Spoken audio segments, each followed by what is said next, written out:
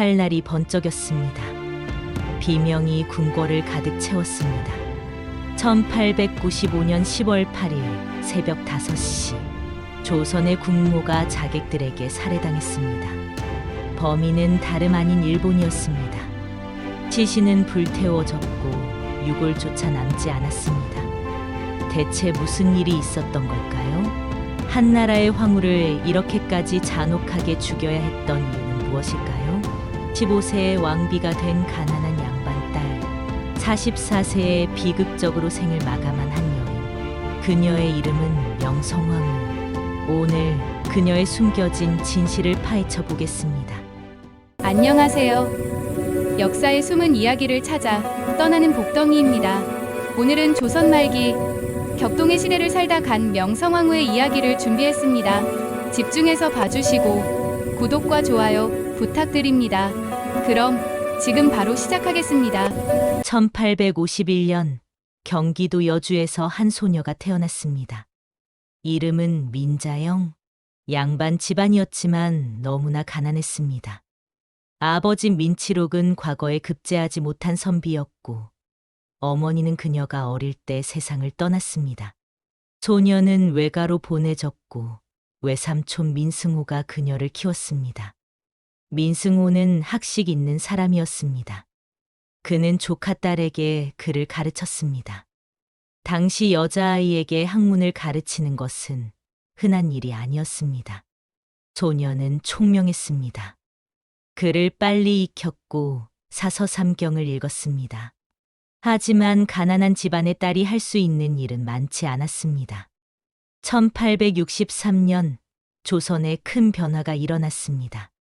철종이 후사 없이 승하하면서 왕위는 흥선대원군의 둘째 아들 12세의 고종에게 돌아갔습니다. 대원군은 양반 집안이 돼 가난해서 권력욕이 없는 집안의 딸을 찾았고 민승호의 조카 딸 민자영이 후보에 올랐습니다. 1866년 왕비 간택이 시작되었습니다. 민자영은 겨우 15세였습니다. 키가 크고 자세가 단정했으며 무엇보다 글을 읽을 줄 알았습니다. 1866년 3월 21일 민자영은 조선의 왕비가 되었습니다. 하지만 그녀를 기다린 것은 꽃길이 아니었습니다. 궁궐은 차갑고 외로운 곳이었습니다. 시아버지 흥선대원군은 며느리를 도구로만 여겼고 정치에서 완전히 배제했습니다. 남편 고종은 어리고 순진했으며 아버지의 그늘에 가려져 있었습니다. 왕비는 외로웠지만 견뎠습니다. 그리고 조용히 관찰했습니다.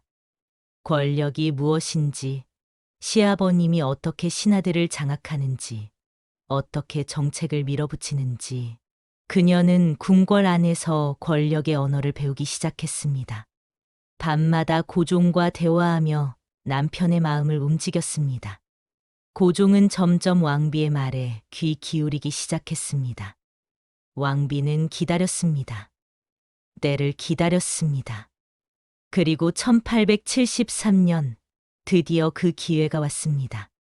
1873년 고종이 22세가 되었습니다. 왕비는 남편에게 이제 친정을 시작해야 한다고 설득했습니다. 고종은 망설였지만 왕비의 단호한 말에 결심했습니다. 1873년 11월 고종은 친정을 선포했습니다. 흥선대원군은 충격을 받았고 며느리를 의심했습니다. 그는 왕비를 불러 권력에 도전하지 말라고 경고했습니다. 하지만 이미 늦었습니다. 왕비는 이미 준비를 마쳤고 민씨 척족들이 조정으로 들어왔습니다. 민승호, 민규호, 민영익 같은 친인척들이 요직을 차지했습니다. 10년간 권력을 쥐고 흔들던 대원군의 시대가 끝났습니다. 명성황후의 첫 번째 승리였습니다. 권력을 잡은 왕비는 조선을 개혁하려 했습니다.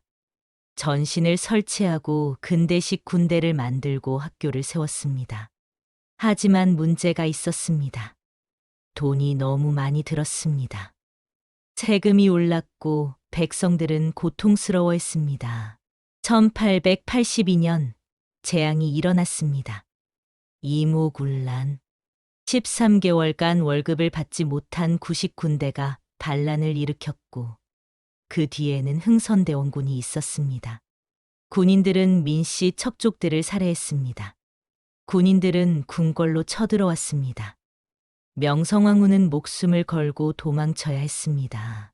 1882년 7월 23일 밤, 왕비는 궁녀 옷으로 갈아입고 머리를 풀고 얼굴에 먼지를 묻혔습니다. 궁녀 2명과 함께 궁궐 뒷문으로 빠져나왔습니다. 밤새도록 맨발로 걸었습니다. 피가 흘렀지만 멈출 수 없었습니다. 충주, 여주, 장호원까지 왕비는 농가에 숨었습니다. 농부들은 그녀가 왕비인 줄 몰랐습니다. 한나라의 국모가 농가에서 밥을 얻어먹으며 며칠을 버텼습니다. 궁궐에서는 흥선대원군이 다시 권력을 잡았습니다. 대원군은 도망간 명성황후를 죽었다고 선포하라 했으나 고종은 아버지의 압박을 거부했습니다. 그 사이 왕비는 비밀리에 청나라의 도움을 요청했고 청나라 군대가 이모군란을 진압했습니다. 대원군은 청나라로 끌려갔고 1882년 8월 명성황후는 궁궐로 돌아왔습니다. 죽음의 문턱을 넘어 돌아온 그녀는 이제 조선의 진짜 권력자가 되었습니다. 명성황후는 깨달았습니다. 조선은 너무 약했습니다. 일본, 청나라, 러시아가 조선을 노리고 있었고 조선은 혼자 살아남을 수 없었습니다. 왕비는 선택해야 했습니다. 누구와 손을 잡을 것인가? 처음에는 청나라였습니다. 이모군란 때 도움을 받았으니까요. 하지만 청나라는 조선을 속국처럼 대했습니다.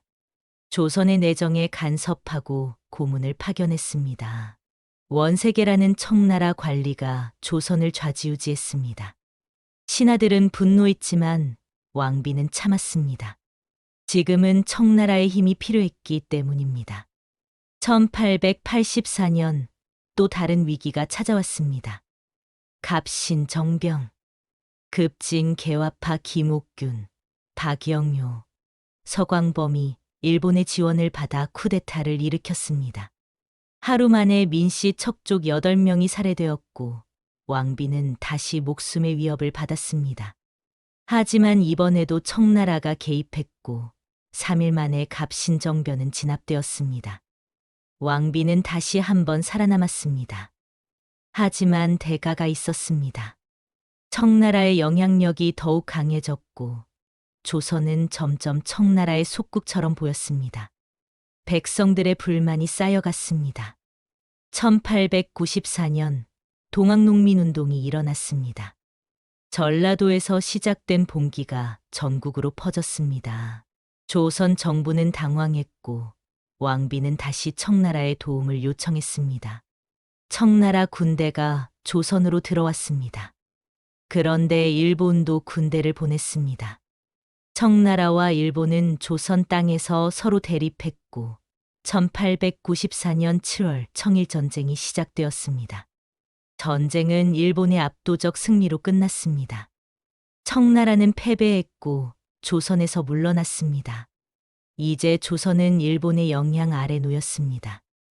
명성황후는 두려웠습니다. 일본이 조선을 집어삼킬 것이 분명했습니다.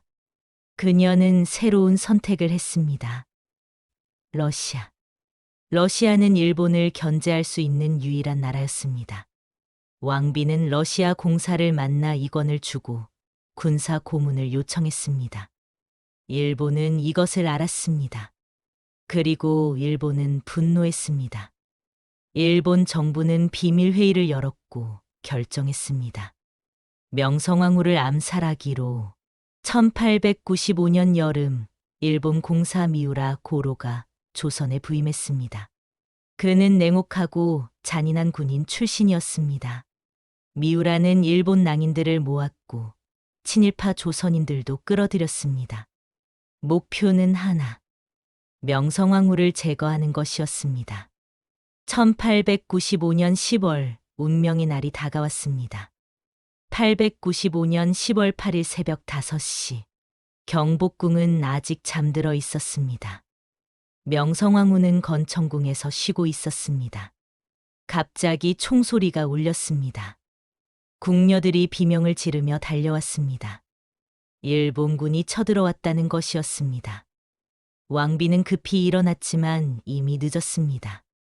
궁궐 문이 부서지는 소리가 들렸습니다. 일본 낭인 50여 명이 칼과 총으로 무장하고 쳐들어왔습니다. 훈련복을 입고 얼굴을 가린 자객들과 친일파 조선인 20명이 함께였습니다. 그들은 황후를 찾아 건청궁을 샅샅이 뒤졌습니다. 궁녀들이 황후를 숨기려 했지만 자객들은 가차없이 칼을 휘둘렀습니다. 궁녀 3명이 그 자리에서 쓰러졌습니다. 다른 정각에 있던 고종은 아내를 구하려 달려가려 했지만 일본군이 그를 막았습니다. 고종은 무력했습니다. 그는 비명소리를 들으며 아무것도 할 수 없었습니다. 명성황후는 궁녀 옷으로 갈아입고 숨으려 했습니다. 하지만 그녀의 긴 머리카락이 드러났습니다. 당시 조선에서 왕비만이 긴 머리를 풀어헤칠 수 있었습니다. 자객이 황후를 찾아냈습니다. 명성황후는 더 이상 도망칠 곳이 없었습니다. 44세, 한나라의 국무였던 그녀는 마지막까지 당당했습니다. 내가 죽더라도 조선은 살아야 합니다. 내 목숨을 가져가도 조선의 백성은 해치지 마시오. 하지만 자객들은 대답하지 않았습니다. 칼이 휘둘러졌고 명성황후는 그 자리에서 쓰러졌습니다. 44년의 삶이 끝나는 순간이었습니다. 자객들은 시신을 궁궐 뒤편 노건이라는 숲으로 끌고 가 장작을 쌓았습니다. 그리고 시신을 불태웠습니다. 연기가 하늘로 올라갔습니다. 조선의 국모는 그렇게 사라졌습니다. 유골조차 제대로 수습되지 못했습니다. 날이 밝았습니다. 고종은 건청궁으로 달려갔습니다. 하지만 그곳에는 피와 잿더미만 남아 있었습니다. 황후, 어디 계시오? 대답은 없었습니다. 조선 조정은 충격에 빠졌습니다. 더 충격적인 것은 일본의 태도였습니다. 일본은 뻔뻔하게 거짓말을 했습니다. 이것은 조선 내부의 반란이며 일본은 관련이 없다고 주장했습니다. 하지만 증거가 너무 많았습니다. 러시아 공사관 직원이 목격했고 미국 신문이 보도했습니다. 전 세계가 을미사변을 알게 되었고 국제적인 비난이 쏟아졌습니다. 일본은 어쩔 수 없이 몇 명을 재판에 넘겼습니다. 하지만 결과는 황당했습니다. 증거 불충분으로 무죄. 미우라 고로를 비롯한 모든 자객이 풀려났습니다. 명성황후는 그렇게 역사에서 사라졌습니다. 1897년 고종은 국호를 대한제국으로 바꾸고 황제로 즉위했습니다. 그는 아내를 명성황후로 추존했습니다. 하지만 이미 늦었습니다. 1905년 을사조약으로 조선은 외교권을 잃었고 1910년 경술국치로 대한제국은 일본에 병합되었습니다. 명성황후가 그토록 막으려 했던 일이 결국 일어나고 말았습니다. 명성황후는 과연 어떤 사람이었을까요? 어떤 이들은 그녀를 개혁가라고 부릅니다. 조선을 근대화하려 애썼고 나라를 지키려 했다고 말합니다. 어떤 이들은 그녀를 권력자라고 비판합니다. 민씨 척족을 등용해 부정부패를 키웠고 나랏돈을 탕진했다고 지적합니다. 역사는 여전히 그녀를 평가하고 있습니다. 하지만 한 가지는 분명합니다. 그녀는 조선이 무너지는 것을 막으려 했습니다. 비록 그 방법이 완벽하지 않았을지라도 그녀는 최선을 다했습니다. 15세의 왕비가 되어 44세에 비극적으로 생을 마감한 한 여인. 그녀의 삶은 조선 말기의 비극 그 자체였습니다. 역사는 우리에게 질문을 던집니다. 만약 명성황후가 조금 더 오래 살았더라면, 만약 조선이 조금 더 힘이 있었더라면, 역사는 바뀌었을까요? 우리는 알 수 없습니다. 하지만 우리가 기억해야 할 것은 그녀가 끝까지 조선을 지키려 했다는 사실입니다. 오늘 영상이 도움이 되셨다면 구독과 좋아요, 알림 설정 부탁드립니다. 댓글로 여러분의 생각을 들려주세요. 명성황후에 대한 여러분의 평가는 어떠신가요? 다음 시간에도 더 흥미로운 역사 이야기로 찾아뵙겠습니다. 감사합니다.